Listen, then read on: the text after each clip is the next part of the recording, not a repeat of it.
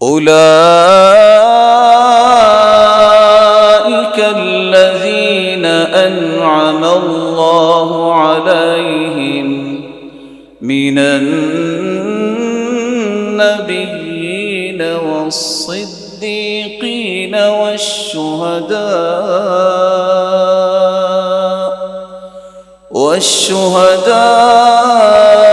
والصالحين وحسن أولئك رفيقا۔ میرے مالک مجھے نبیوں کا راستہ دے، میں ہوں تو امتی، لیکن میری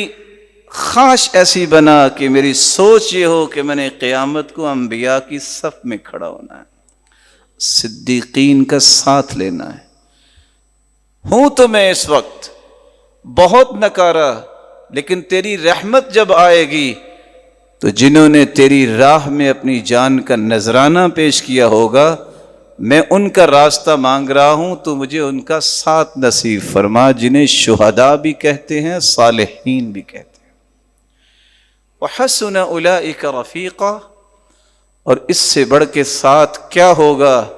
جس کی قسمت میں اللہ یہ لکھ دے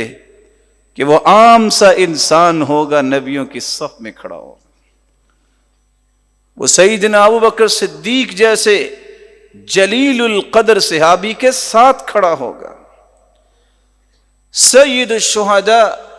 حمزہ رضی اللہ تعالی عنہ کے ساتھ کھڑا ہو، صالحین،